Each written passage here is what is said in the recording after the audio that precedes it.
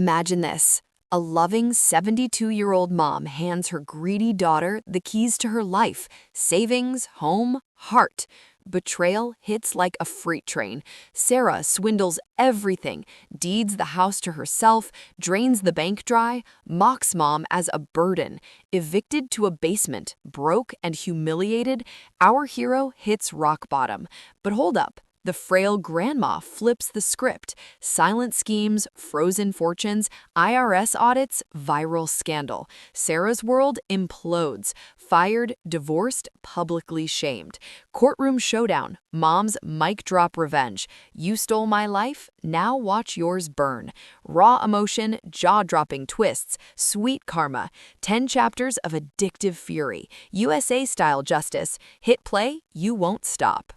Imagine a quiet suburban home, nestled on a tree-lined street in a small American town, the kind of place where neighbors wave hello and front porches hold memories of laughter and lemonade. This was my world, or at least it had been for over 50 years. My name is Eleanor Thompson, and at 72, I thought I'd seen the highs and lows life could throw at a person. Widowed for a decade after losing my husband, Robert, to a sudden heart attack, I'd built this life brick by brick. The house wasn't just walls and a roof, it was the echo of our wedding vows, the scuffs on the floor from our children's first steps, the garden where I'd buried my tears and planted hope. My daughter, Sarah, was the light that kept me going after Robert passed. She was 45 now, with a husband named Mark and 2 teenage kids of her own. Sarah had always been the ambitious one, sharp-minded, always chasing the next big thing. She'd call me every week, her voice bubbling with stories from her marketing job in the city. "Mom, you're my rock," she'd say, and I'd beam, feeling needed in a world that often forgot about folks like me. I trusted her implicitly. After all, blood is thicker than water, right? That's what they say. It started innocently enough, or so I thought. Sarah began visiting more often, her eyes lingering on the house, the antiques Robert and I had collected over the years. "Mom, this place is getting too big for you," she'd muse, sipping coffee at the kitchen table where we'd shared so many meals. "What if something happens? You could fall, or worse." Her concern felt genuine, wrapping around my heart like a warm blanket. I was slowing down, arthritis in my knees, forgetfulness creeping in like fog. She suggested I move in with her family. "We'll take care of you, Mom. It's what Dad would want." But there was more. Sarah talked about my savings, the nest egg Robert and I had squirreled away from his factory job in my years as a school teacher. "Invest it wisely, Mom. Inflation's eating it up in that old bank account." She introduced me to her financial advisor friend, a slick guy named Derek, who flashed charts and promises of high returns. "Just sign here, Mom. I'll handle everything." Her smile was so reassuring, her hand steady on mine as I scribbled my name on the dotted lines. Power of attorney for my accounts, a reverse mortgage on the house to free up cash for better living. It all sounded so practical. Weeks turned into months, and the changes were subtle at first. My bank statements arrived with unfamiliar withdrawals, large sums labeled investments or fees. When I questioned Sarah, she'd laugh it off. "Mom, trust me, Derek knows what he's doing. You're set for life." But the house felt different, too. Sarah started bringing contractors over, talking about updates while I was still living there. "We could sell this and get you a nice condo," she'd say, her eyes gleaming with something I couldn't quite place. Then came the day that cracked my world open. I was in the living room, sorting through old photo albums, when Sarah burst in with Mark. Her face was flushed, not with excitement, but with impatience. "Mom, we need to talk."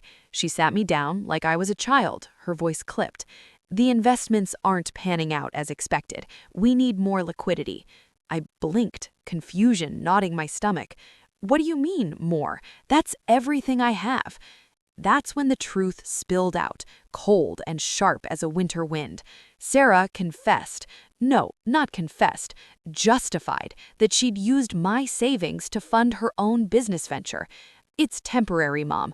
Once it takes off, you'll get it all back plus more." but her eyes avoided mine, and Mark shifted uncomfortably in the background. Worse, the house, she'd transferred the deed to her name under the power of attorney, claiming it was for tax purposes. You agreed to this, she insisted, pulling out papers I'd signed in a haze of trust. My chest tightened, a vice squeezing the air from my lungs. Shaking hands clutched the album, photos of a younger Sarah smiling up at me mockingly. "How could you?" I whispered, my voice cracking. She rolled her eyes, actually rolled them, like I was being dramatic. "Mom, grow up. This is the real world. You were just sitting on all this. I'm building something for the family." The family? What about me? I felt the humiliation burn, hot tears blurring the room I'd built with love. That night, alone in my bed, the silence pressed in. The walls seemed to whisper accusations, how naive I'd been, how disposable. My heart, once full of maternal pride, now ached with betrayal. Sarah had taken everything, my security, my dignity, my trust, and she did it with a smile, as if it was her right. I lay there, powerless, the injustice festering like an open wound. But in the darkness, a spark flickered. Not yet a flame, but a question. How much more could I take? The days after Sarah's revelation blurred into a gray, endless fog. I moved through my own house like a stranger, touching the furniture Robert and I had picked out together, wondering how everything could still look the same when my entire world had shattered. The grandfather clock in the hallway kept ticking, indifferent to the fact that time now felt like an enemy. Every chime reminded me that another hour had passed, and I was still here, trapped, broke, and utterly alone. At first, I couldn't even process the full scope of what she'd done. My savings? Gone. The house? Legally hers. I kept replaying her words in my head. "It's temporary, Mom, you'll get it all back." But the way she'd said it, so casual, like she was borrowing a cup of sugar, made my stomach twist. I sat at the kitchen table one morning, staring at a bank statement that showed a balance of $312.47. That was it. Everything Robert and I had scraped together over 40 years, reduced to $300 and some change. Shame hit me harder than the anger at first. How could I have been so stupid, so trusting? I'd raised her, changed her diapers, stayed up nights when she was sick, cheered at every school play, and this is what I got? I avoided the mirror because I hated the woman looking back at me, old, frail, gullible. My hands shook when I tried to make tea. My chest felt tight, like someone was sitting on it.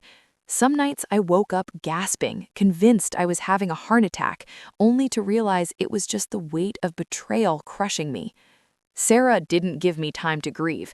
She kept coming back, bolder each time, as if my pain was an inconvenience she needed to hurry along. One afternoon, she showed up with cardboard boxes and packing tape. "Mom, we really need to declutter," she said brightly, like we were planning a fun weekend project. She started pulling my good china out of the cabinet, the set Robert gave me for our 25th anniversary. "This stuff is just collecting dust. We can sell it and put the money towards something useful." I watched her wrap each plate in newspaper, my throat so dry I could barely speak. "Those were your father's gift to me," I managed to whisper. She paused for half a second, then shrugged. "Dad's gone, Mom. Things are just things." The way she said it, so matter-of-fact, like I was being sentimental over trash, burned deeper than any insult. Mark came with her sometimes, hovering in the background, nodding along to whatever she said. He wouldn't meet my eyes anymore. I overheard them once in the driveway, Sarah on the phone, laughing. "Yeah, the old lady's still moping around, but we'll get her out soon. This place is gonna sell fast. Prime location." Old lady, moping. The words sliced through the screen door and lodged in my heart. I tried talking to her one last time, really talking. I waited until Mark wasn't there, cornered her in the living room. My voice shook, but I forced the words out. "Sarah, this isn't right. That money was my security. This house is my home. Please, give it back." For a moment, I thought I saw a flicker of something, guilt maybe, in her eyes. Then she laughed, actually laughed, a short, sharp sound that echoed off the walls I painted myself 30 years ago. Mom, you being ridiculous. You signed everything. It's legal. And honestly, you were never going to use that money anyway. You just let it sit there while inflation ate it. I'm doing something with it. I'm building something for the family. She gestured around the room like I should be grateful. You should be proud of me. Proud. The word hung in the air between us, poisonous. I felt the heat rise in my face, humiliation mixing with a rage I didn't know I was capable of. But I swallowed it down. I had to. What else could I do? The practical consequences started piling up fast. Property taxes came due, bills addressed to Sarah now, but she forgot to pay them. The electric company sent a shutoff notice. I stopped answering the phone because it was always collectors or Sarah pretending everything was fine. I skipped meals to make my Social Security check last longer. My clothes started hanging looser on my frame. Friends noticed I'd gone quiet. I canceled coffee dates, made excuses. The truth was too humiliating to say out loud. My own daughter stole everything from me. I couldn't bear the pity in their eyes if they knew. Every night I lay in bed, staring at the ceiling, listening to the house settle around me. The creaks and groans I used to find comforting now sounded like accusations. How did I not see it? How did I raise someone capable of this? Resentment grew slowly, like mold in the dark corners of my mind. Part of me still wanted to forgive her, because she was my little girl, because mothers are supposed to forgive. But another part, quieter and colder, started asking a different question. How much more was I willing to take before I fought back? The wound wasn't just deep now, it was infected, and something inside me, something I didn't even recognize yet, was starting to awaken. The rain came down in sheets that Tuesday morning, drumming hard against the roof like it was trying to get inside the house with me. I sat at the kitchen table, nursing a cup of weak tea, watching water streak down the window panes. Everything felt heavy, my knees, my chest, the air itself. I hadn't slept much the night before. How could I? Sarah had called the day prior to say she was dropping by with someone important. Her voice had that bright, fake cheerfulness she used when she wanted something. They arrived just after 10. Sarah swept in first, shaking out a dripping umbrella, followed by a young woman in a sharp blazer and heels that clicked across my hardwood floors. Lisa, the real estate agent. I knew it before Sarah even opened her mouth. "Mom, this is Lisa," Sarah said, smiling too wide. "She's the best in town. We're ready to list the house." Ready, as if it were a done deal, as if my opinion didn't matter at all. Lisa extended a manicured hand, all business. "Mrs. Thompson, what a charming property. Mid-century details, great lot size. This will move fast." She was already pulling out a tablet, scrolling through comparable sales, talking about staging and open houses.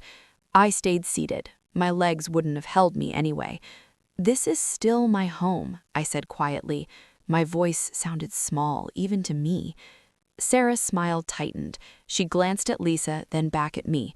"Mom, we've been over this. It's too much for you. The stairs, the yard, the upkeep. You'll be safer with us." She turned to Lisa like I hadn't spoken.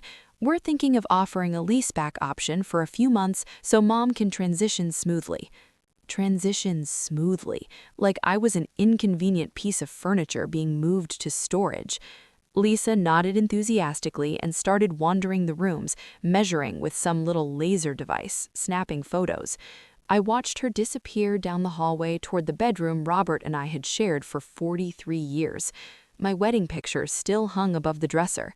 I wondered if she'd notice it or if she'd just see square footage.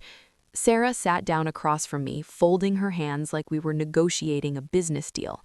"Look, Mom, I know change is hard, but this is happening. My family needs the equity. The kids' college funds are bleeding out with inflation, and Mark's bonus got cut. This house sitting here isn't helping anyone." I stared at her, really stared. The daughter I'd rocked to sleep, whose fevers I'd cooled with washcloths, whose college I'd paid for by teaching extra summer classes. She looked back at me with cool, impatient eyes. "Your family," I repeated slowly. And what about me? Where do I fit in this plan? She sighed, the sound of someone explaining something simple to a difficult child. You'll have a room at our place, downstairs. It's quiet, private, you'll be taken care of. Downstairs, the basement, a windowless room they used for storage and the kids' old toys. My heart started pounding so hard I could hear it in my ears. A hot flush crawled up my neck. I'm not moving into your basement, Sarah. Her face hardened. Actually, you are. The deed is in my name. You've got no legal standing here anymore. I've been patient, Mom, but we're done waiting for you to come to terms with reality. Lisa came in then, oblivious to the tension. Beautiful natural light in the master will definitely highlight the garden views. Sarah stood up. Great, let's get the paperwork started. Mom, you'll need to be out by the end of next month so we can stage properly. I don't know how I made it to my bedroom. The walls seemed to tilt as I walked. I closed the door and leaned against it, sliding down until I was sitting on the floor. Tears came hot and fast, but they weren't the quiet kind anymore. These were ugly, choking sobs that hurt my throat. My whole body shook with them. I cried for the house, for Robert, for the naive woman who'd signed everything away because her daughter said, "Trust me." I cried until there was nothing left but a hollow ache behind my ribs. Then something shifted. The tears slowed, my breathing evened out. I looked around the room, at the quilt I'd sewn the year Sarah was born, at Robert's old rocking chair by the window, at the faint outline on the wall where our family portrait used to hang before Sarah took it down for better staging. And I felt it, a cold, clear fury rising up through the grief like a tide.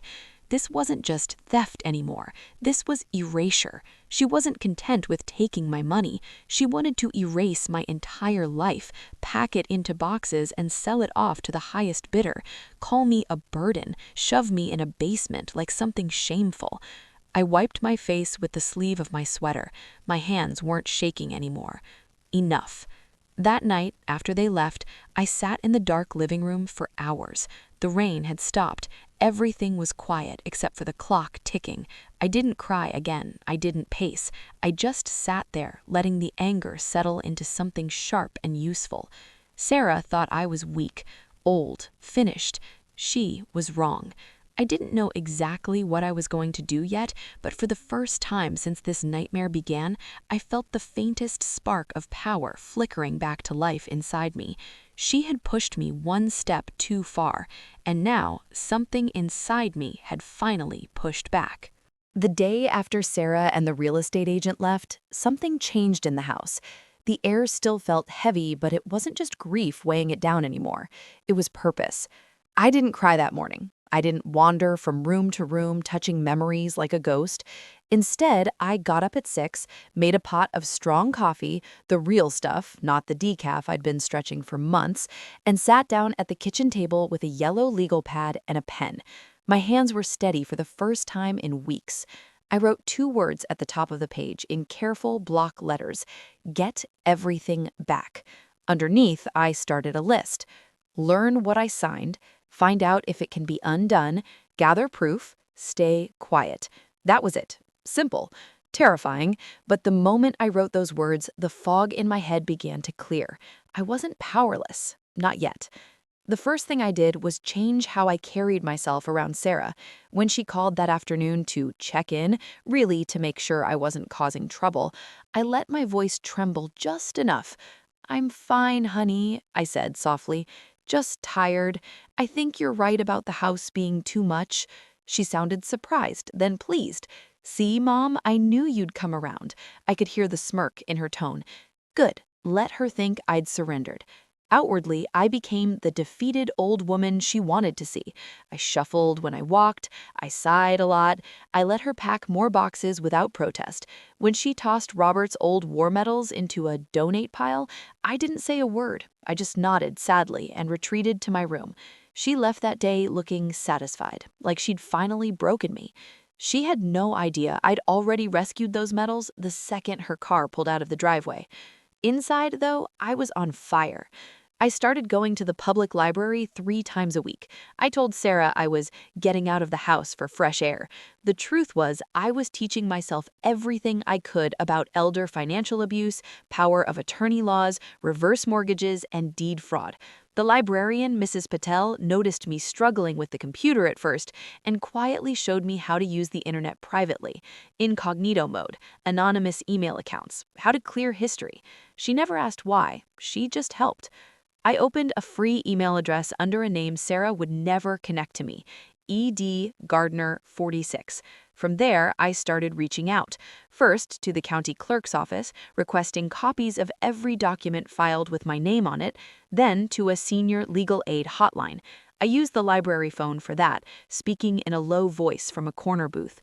The woman on the line listened to my story without interrupting. When I finished, she said, "Mrs. Thompson, what your daughter did is textbook exploitation. We can help you fight this."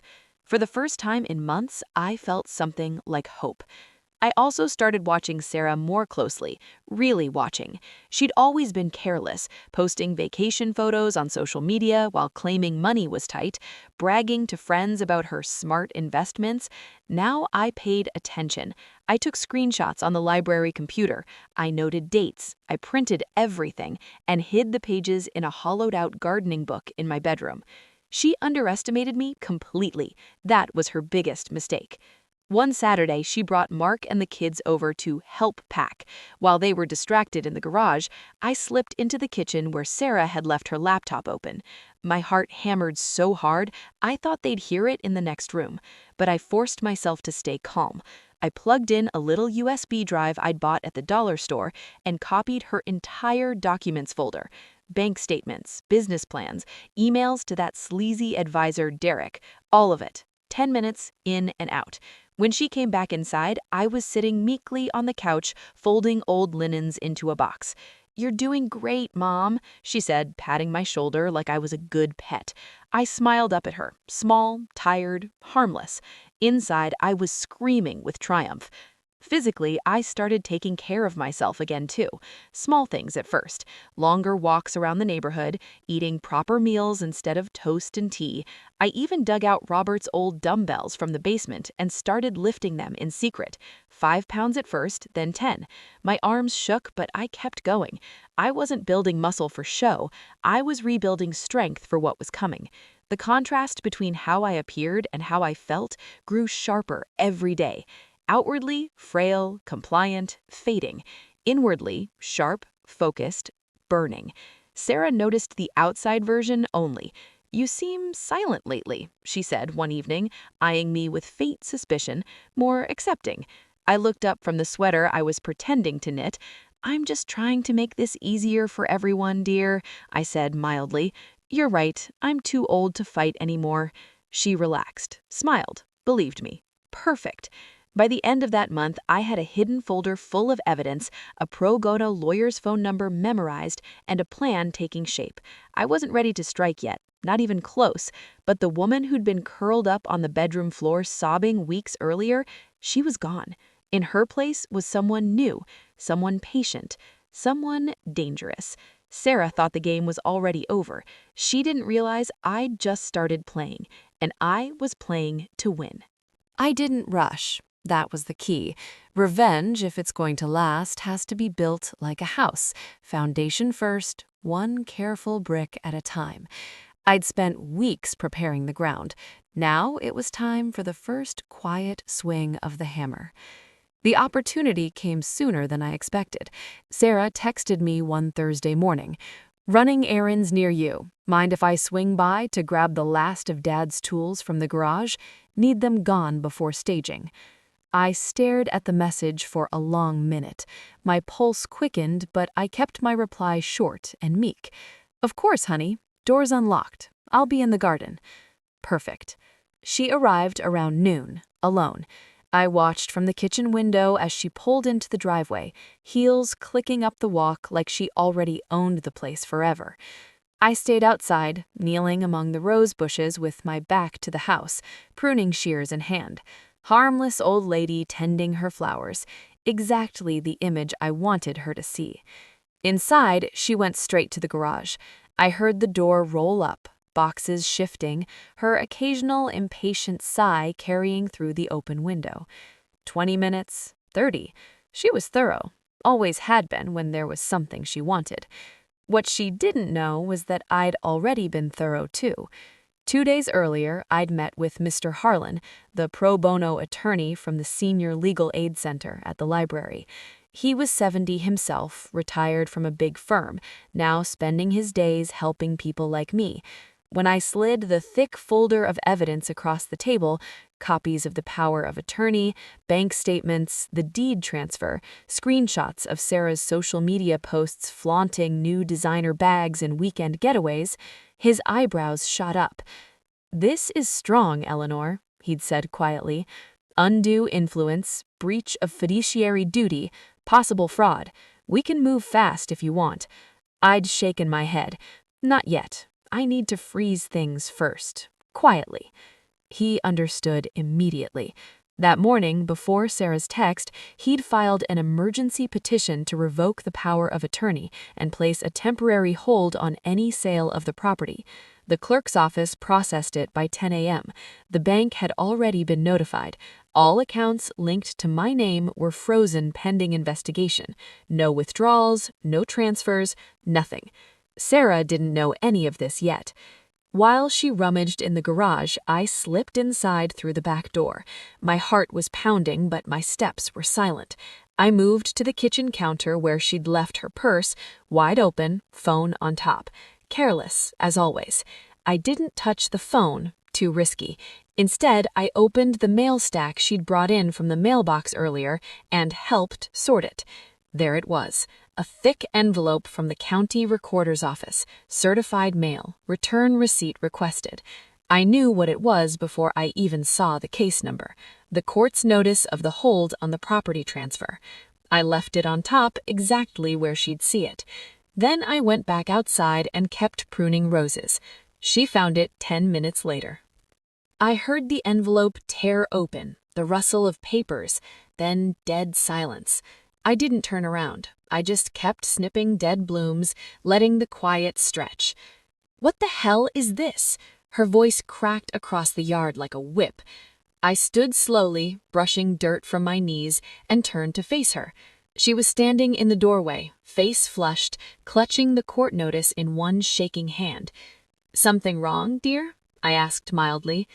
This says there's a hold on the house sale, some kind of petition to revoke power of attorney. My lawyer didn't mention anything about—" She stopped, eyes narrowing. "Did you do this?" I let my face go blank, confused. "Me? How would I even know how to do something like that? I don't understand half those forms you had me sign." She stared back at me, searching for a lie. I just blinked back, frail and bewildered, the perfect picture of an old woman out of her depth. Her phone buzzed. She glanced down. I saw the color drain from her face. Bank alert, most likely. Frozen accounts. "No," she whispered. Then louder. "No, no, no." She started scrolling frantically, thumbs flying. Another buzz, another alert. I walked slowly towards her, stopping at the bottom of the steps. "Is everything okay, Sarah? You look upset." She didn't answer. She was already dialing. Derek first, then her own lawyer. Voicemail. Voicemail. Panic rising with each unanswered ring. I stood there quietly, hands folded in front of me, watching the first real crack appear in her armor. She paced the driveway, voice getting higher, sharper. "How can they freeze everything? I have investors waiting. This is my money now." My money. She actually said it out loud. Something cold and satisfying bloomed in my chest. She finally hung up and turned on me, eyes wild. "If you had anything to do with this, Mom—" I cut her off gently.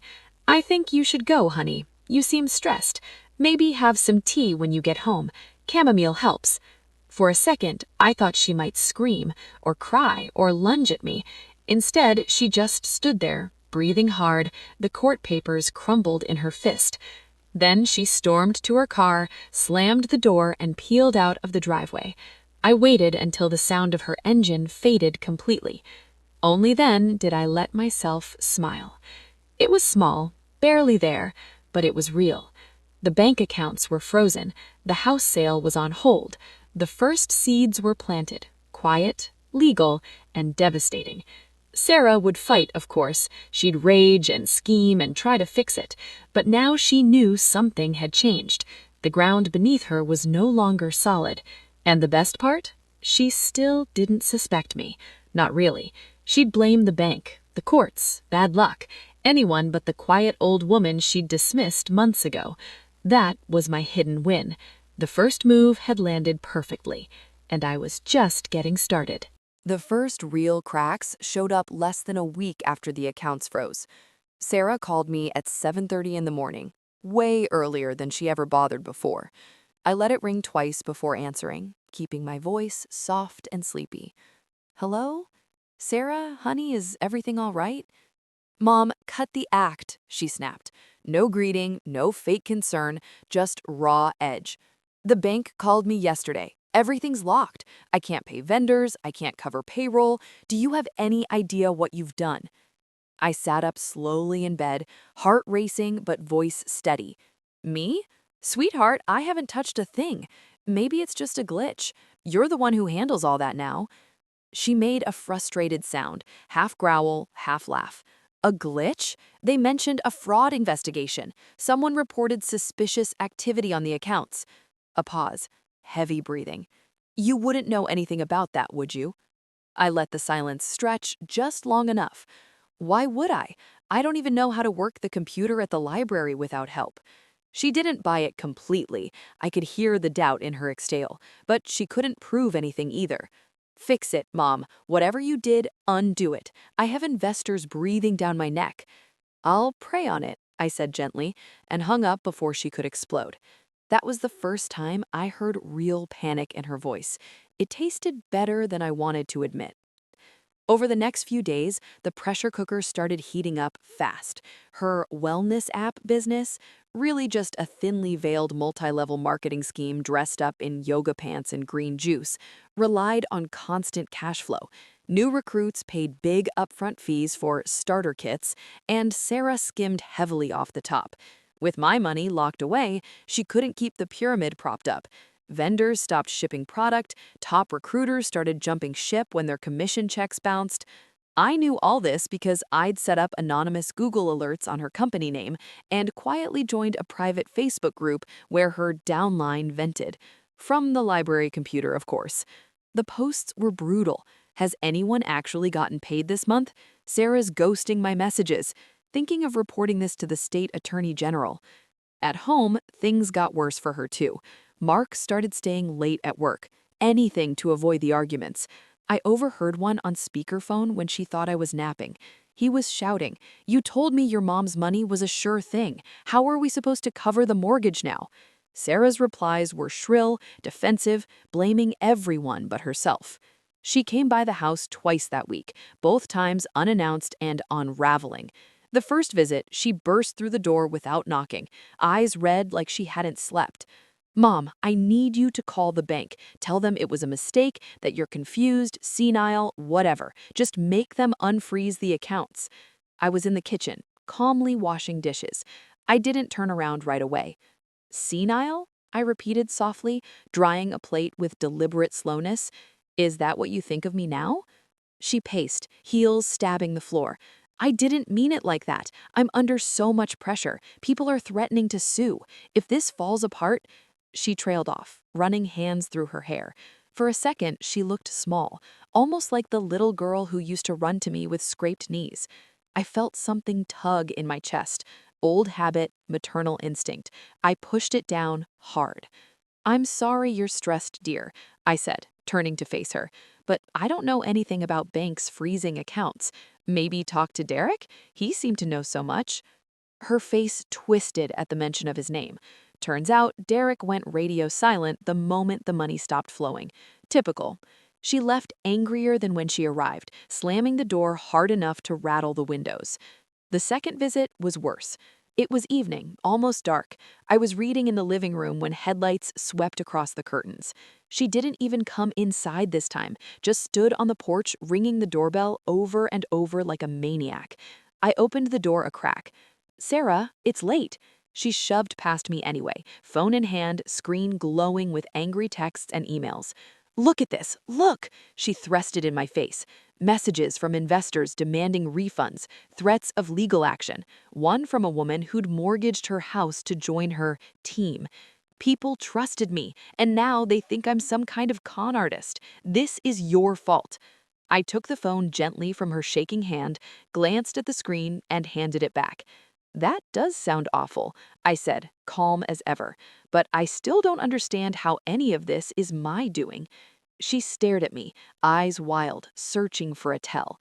You're different, she said suddenly. You're too calm. You used to cry all the time, beg me to fix things. Now you just sit there. I met her gaze without flinching. Maybe I'm just tired of crying, Sarah. That seemed to unnerve her more than anything. She backed toward the door, muttering about lawyers, about forcing a sale anyway, about having me declared incompetent. Empty threats. She knew the courts were already involved. After she left, I locked the door and leaned against it, breathing hard. Not from fear, from exhilaration. The stakes were climbing fast now. If she figured out it was me before I was ready, she could still fight dirty. But every day she spent scrambling, blaming the universe, suspecting everyone except the helpless old lady in her childhood home, that bought me time. I stayed silent, calculated, watching from the shadows as her perfect life started to crack and spill. She was beginning to feel what I'd felt for months, trapped, desperate, cornered, and I hadn't even turned up the heat yet. The real pressure was still building, and when it finally burst, it was going to burn everything she'd built to the ground. The net wasn't visible yet, but Sarah could feel it. Every day brought a new tug, a new restriction on her movement. She just didn't know who was holding the ropes. It started with the mail. Thick envelopes began arriving at her house. Official letterhead, certified stamps, words like subpoena and deposition in bold print. Mr. Harlan had moved faster than I expected. Once the power of attorney was revoked and the temporary hold was in place, he filed the full civil suit: financial elder abuse, undue influence, breach of fiduciary duty, constructive fraud. Every document I'd gathered, the bank records, the deed transfer, the emails between Sarah and Derek, was attached as exhibits. She called me the day the first one arrived, voice high and thin. "Mom, there's a lawsuit against me. They're saying I exploited you." A hysterical laugh bubbled out. "This is insane. You have to stop it." I was in the garden again, deadheading the hydrangeas. The phone was on speaker, resting on the porch rail. "A lawsuit? Oh, honey, that sounds dreadful. Who's suing you?" "You know who," she shouted. "Your name is all over the complaint. It says you're the plaintiff." I paused, letting the shears hang at my side. "Well, if someone's using my name, that's identity theft, isn't it? Maybe you should call the police." Silence. Then a frustrated scream before she hung up. That was the first thread tightening. The second came from her professional life. I never had to lift a finger for this one. Once the lawsuit became public record, anyone could look it up. And people did. A former colleague of Sarah's, someone she'd bragged to about securing family assets, found the filing online and sent it to their entire department. By the end of the week, HR had suspended her pending an internal review. Conflict of interest concerns, the email said. She forwarded it to me in a panic, demanding I write a letter saying it was all a misunderstanding. I wrote back, "I'm not sure what you want me to say, dear. The truth is the truth." She didn't reply. Then the IRS letter arrived. I'd submitted a quiet tip through their elder abuse reporting portal, anonymous, of course, pointing out large, unreported gifts from me to Sarah over the past 2 years. The numbers were all there in the bank records. Gifts over the annual exclusion amount are supposed to be reported. She never filed a gift tax return. Now, auditors wanted answers. She showed up at my door that evening, unannounced again, looking like she hadn't slept in days. dark circles under her eyes, hair pulled back messily, clothes wrinkled. Mark wasn't with her this time. "Mom," she said, stepping inside without waiting for an invitation. "We need to talk. Really talk." I led her to the living room and offered tea.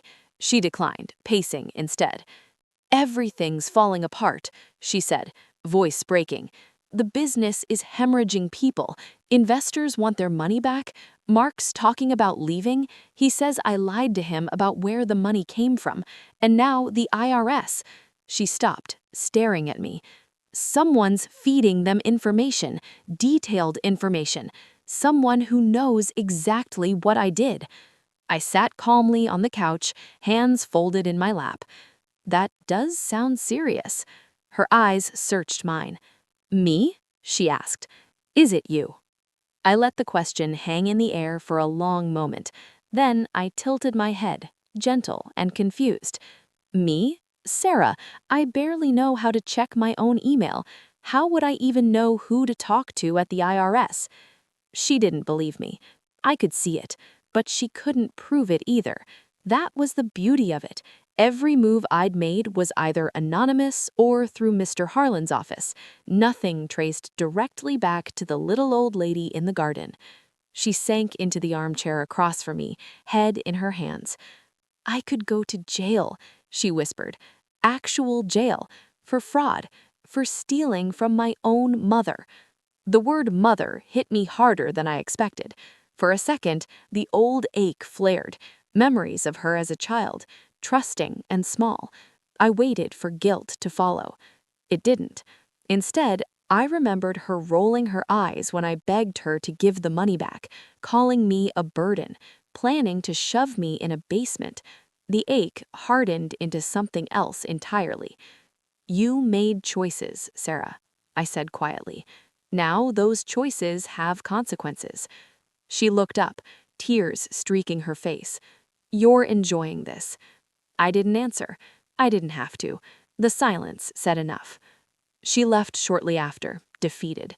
No threats this time, no demands, just quiet, exhausted surrender. That night, I sat in Robert's old rocking chair by the window, looking out at the moonlit garden. I thought about every moment of pain she'd caused me, the humiliation, the fear, the nights I'd cried myself to sleep wondering if I'd end up destitute and alone. I thought about how it felt to watch her empire crumble, piece by piece. And I realized something important. I wasn't afraid anymore. The trap was almost fully closed now. Court dates were set, depositions scheduled. The local paper had picked up the story. Local woman accused of defrauding elderly mother out of life savings. Her name was everywhere. She still didn't know the full extent of what was coming. She thought this was the worst of it. It wasn't. One last devastating piece was still in motion, and when it landed, there would be no way out. The collapse wasn't just imminent, it was inevitable, and I was ready to watch it happen. It happened faster than even I expected. One morning in early spring, I woke to the sound of my old landline ringing off the hook. I let it go to the answering machine at first, brewing coffee and watching the sunrise through the kitchen window. The calls were from neighbors, old friends, even a reporter from the local paper. By the time I picked up the third one, Mrs. Jenkins from down the street, I knew the dam had broken. "Eleanor, honey, are you all right?" she asked, voice thick with concern. "It's all over the news. That article about Sarah. I just can't believe it." I murmured something vague about being fine, thanked her for checking, and hung up. Then I opened my laptop, the one I'd bought secondhand with my first unfrozen pension check, and pulled up the town's online newspaper. There it was, front page of the digital edition. Local businesswoman accused of defrauded elderly mother out of home and life savings. A photo of Sarah, smiling confidently at some charity event last year, sat next to a stock image of a courthouse. The article laid it all out: the lawsuit, the frozen accounts, the allegations of undue influence and financial exploitation. My name was there, along with quotes from Mr. Harlan about a clear pattern of manipulation targeting a vulnerable senior. They even mentioned the IRS investigation. Within hours, it spread like wildfire. Social media picked it up first. Someone posted the article in the town's Facebook group. Comments poured in, shock, outrage, disappointment. People who'd bought into Sarah's wellness scheme started sharing their own stories. Unpaid commissions, pressure to recruit family members, excuses when money never materialized. A private group for her former team members went public overnight, screenshots flying of her promising financial freedom while living off my savings. By noon, national outlets had picked it up. Elver abuse stories always get clicks. A regional TV station ran a segment that evening. Somber anchor, dramatic music, file footage of courtrooms. They blurred my face in an old photo, but used Sarah's full name and professional headshot. Sources say the daughter leveraged power of attorney to transfer property and drain accounts worth hundreds of thousands, the reporter intoned. Sarah's phone must have exploded. Mine stayed quiet. She didn't call. Not once. I watched it unfold from the comfort of my living room, volume low, teacup steady in my hand. No gloating, no tears, just a deep, steady calm. The next day, her employer issued a statement. Sarah Thompson has been terminated effective immediately, pending the outcome of ongoing investigations. Her LinkedIn profile vanished by evening. Friends, people who'd attended her lavish parties, praised her hustle, started unfollowing en masse. One woman, a former close friend, posted a long thread detailing how Sarah had borrowed money for business expenses and never paid it back. Others chimed in. The pile-on was relentless. Mark moved out. A neighbor saw the truck late at night, his stuff loaded in boxes, kids in the back seat looking confused. Rumor had it he'd hired a divorce attorney. Sarah finally showed up at my door 3 days after the story broke. I saw her through the peephole first, disheveled, no makeup, hair scraped back, eyes swollen. She rang the bell once, then just stood there, head bowed. I opened the door slowly. She looked up. For the first time in years, she seemed small. "Mom," she croaked, voice raw, like she'd been screaming or crying or both. "Can I come in?" I stepped aside without a word. She walked past me into the living room and stopped in the middle of the rug, staring at nothing. "Everyone knows," she whispered. "Everyone. My boss, my clients, the kids' school. Parents are pulling their children away from mine. I can't even go to the grocery store without people staring." I sat in Robert's old armchair, waited. She turned to me, eyes desperate. "You did this, all of it. The lawsuit going public, the news picking it up. I know you leaked it somehow." I met her gaze evenly. "The truth has a way of finding the light, Sarah. I didn't have to leak anything. Court filings are public record. People talk." Her hands clenched into fists. "You're destroying me." "No," I said quietly. "You destroyed yourself. The moment you decided I was disposable. The moment you thought greed was worth more than family." She flinched like I slapped her. For a moment, I thought she might beg, apologize, fall to her knees. Part of me, an old, buried part, almost wanted her to. Instead, rage flickered across her face. "You think you've won? This isn't over. I'll fight the lawsuit. I'll prove you were incompetent, that you wanted me to handle everything." "Go ahead," I said, voice calm as still water. "Every document, every witness, every transaction will be examined under oath. You'll have to explain why you transferred my house while I was still living in it, why you spent my money on luxury vacations while I skipped meals, why you called me a burden to your friends." Her mouth opened, closed. Nothing came out. She looked around the room then, at the photos on the mantel, the quilt on the couch, the garden visible through the window, the home she'd tried to sell out from under me. Something in her seemed to collapse. She turned and left without another word. Door clicked shut behind her. I heard her car start, tires crunching gravel as she drove away. I stayed in the chair a long time, watching the light shift across the floor. The exposure was complete.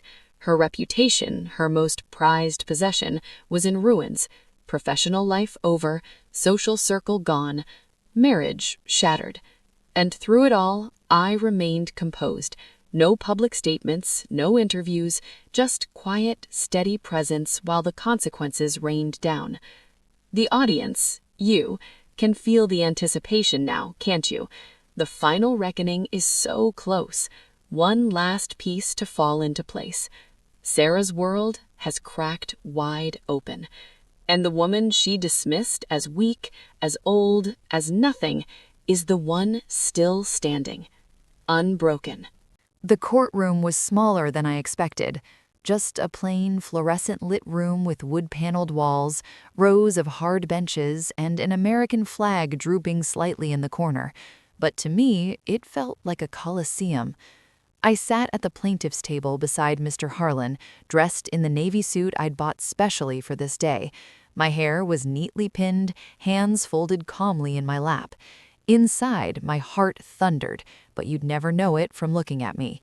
Sarah sat across the aisle with her attorney, a young man in an expensive but slightly wrinkled suit who kept shuffling papers nervously. She looked nothing like the confident daughter who'd once marched into my home demanding more liquidity. Her face was pale, makeup unable to hide the dark circles. She'd lost weight. Her eyes darted around the room, avoiding mine. The judge entered.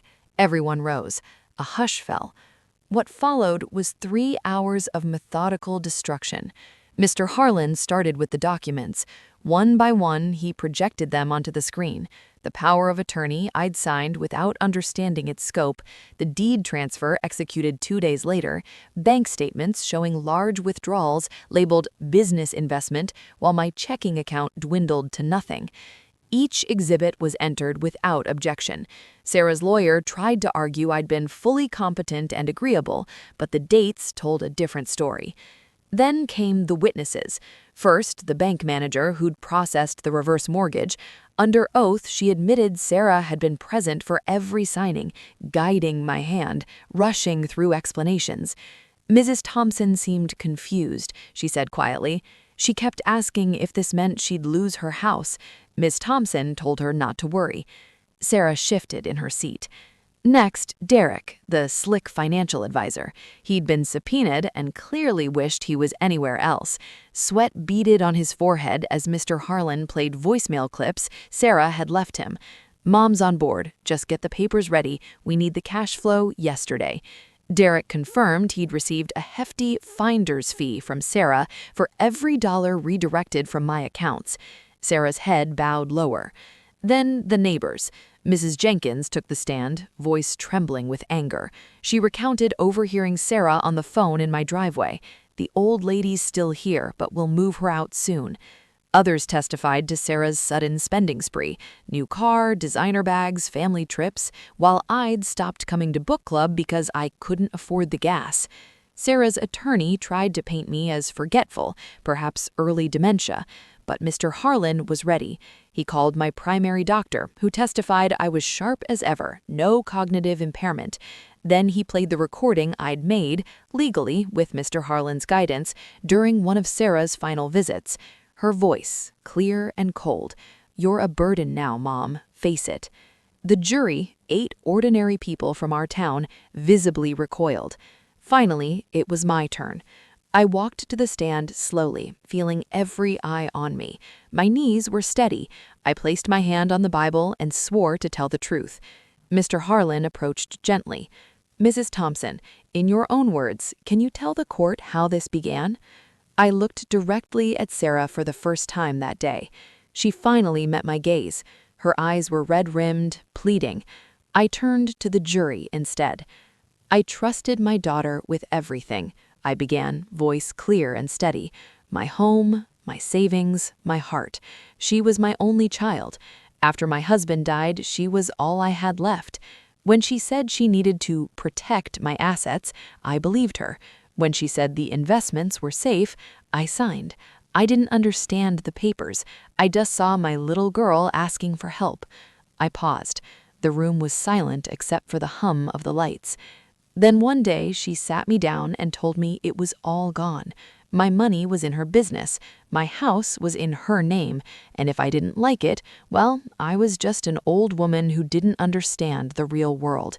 A juror, a woman about Sarah's age, wiped her eyes. I begged her to give it back. She laughed, told me to grow up, said I was a burden, planned to move me into her basement like unwanted furniture. My voice cracked, just once. I let it. I didn't fight at first. I was ashamed, heartbroken. But then I realized something. If I didn't stand up, she'd do this to someone else, or teach her own children that love has a price tag. I turned to Sarah then. You thought I was weak because I was old, because I cried, because I trusted you. But you forgot one thing. Mothers don't just love their children. We remember them. Every promise, every moment. And when you betray that, we remember hardest of all. Sarah's face crumpled. She put her head in her hands, shoulders shaking with silent sobs. The judge asked if the defense had cross-examination.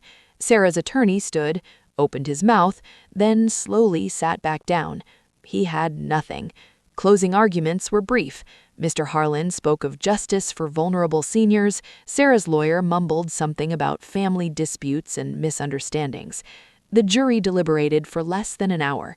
When they returned, the foreperson stood.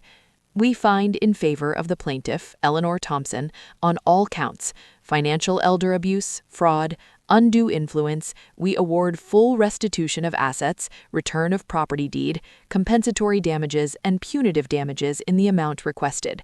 The gavel fell. It was over. Sarah's reaction was immediate. She stood, knocking over her chair, staring at the jury like they'd betrayed her personally. "No," she whispered. Then louder, "No, this isn't right." Her attorney tried to calm her, but she shook him off, turning to me with wild eyes.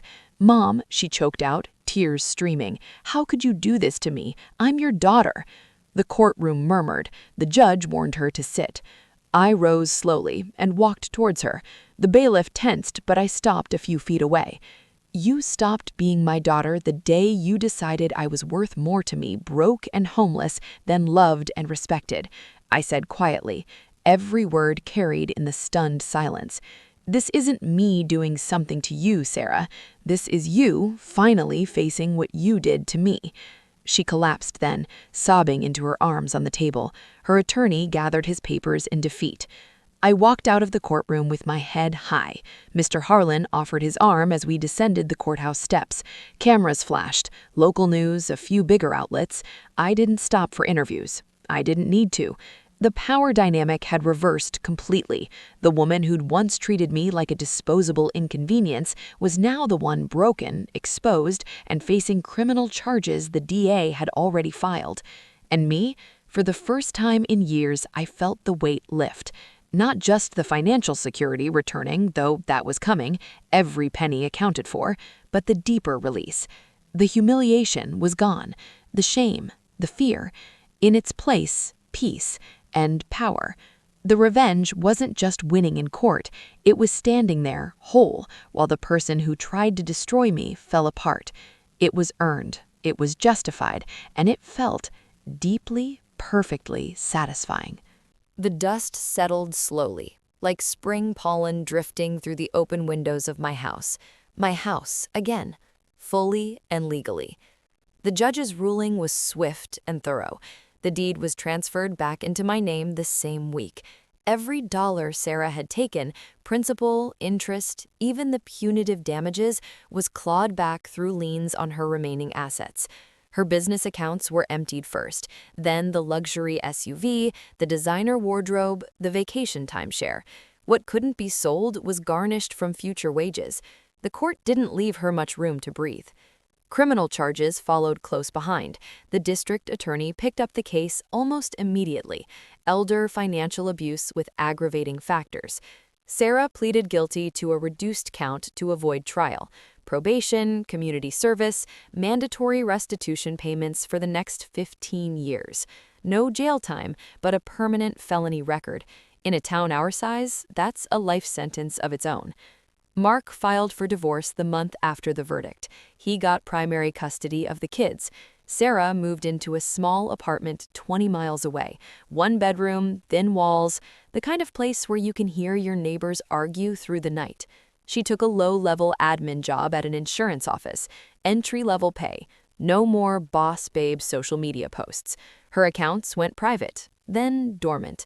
I heard most of this through the grapevine, neighbors, mutual acquaintances, the occasional update from Mr. Harlan. Sarah never called, not once. No apology letter, no birthday card, just silence. And honestly, that silence felt like mercy. My days returned to something quieter, richer than before. I repainted the kitchen the soft yellow Robert and I had chosen in 1987. I planted new roses along the fence line, deep red ones that bloomed longer than any I'd grown before. Friends came back, one by one at first, then in steady streams. Coffee on the porch, book club in the living room, laughter echoing off walls that had known too much crying. I started volunteering at the senior center twice a week, helping other widows and widowers navigate the maze of legal documents Sarah had once used against me.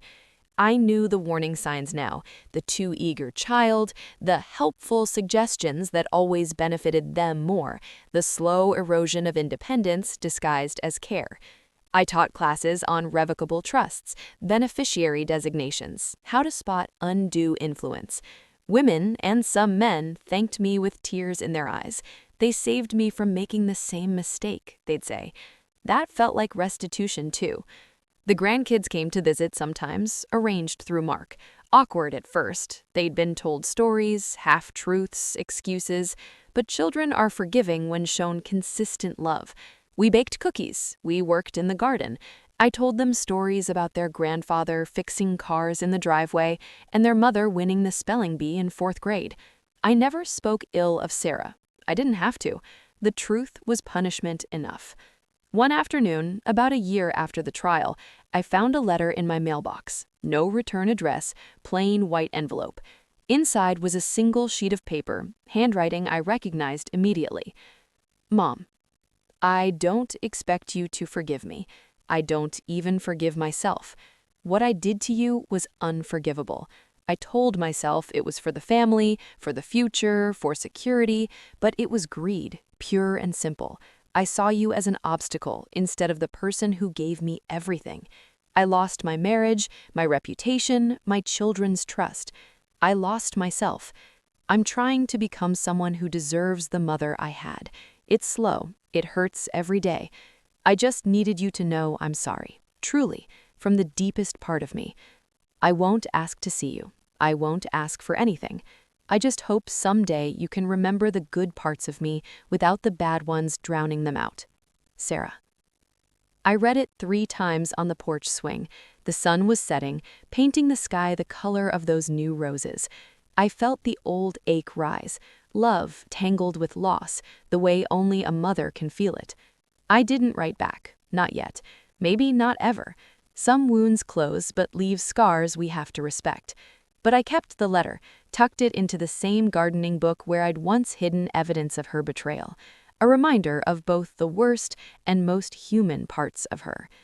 That night, I sat in Robert's rocking chair again, looking out at the garden bathed in moonlight. The house creaked around me, familiar, comforting sounds. I thought about the woman who'd once sat here sobbing, convinced her life was over at 72. She had been wrong. I'd reclaimed more than money and property. I'd reclaimed my voice, my strength, my worth. Karma isn't always lightning bolts and dramatic falls. Sometimes it's quieter, a slow, steady return of what was taken. Justice isn't always loud. Sometimes it's the peace of sleeping in your own bed, in your own home, knowing no one can make you feel disposable ever again. I learned something profound through all of this. We are never as powerless as people want us to believe we are. Not when we're young and broke, not when we're old and grieving. The moment we decide we deserve respect, the world has to adjust. Sarah underestimated me because I was old, because I was trusting, because I was her mother. But in the end, that's exactly why I won. Because mothers remember, and when pushed far enough, mothers fight like hell. So to anyone listening who feels small, dismissed, counted out, remember this story. The quiet ones aren't always weak. Sometimes they're just waiting for the right moment to remind the world who they really are. And when that moment comes, nothing can stop them.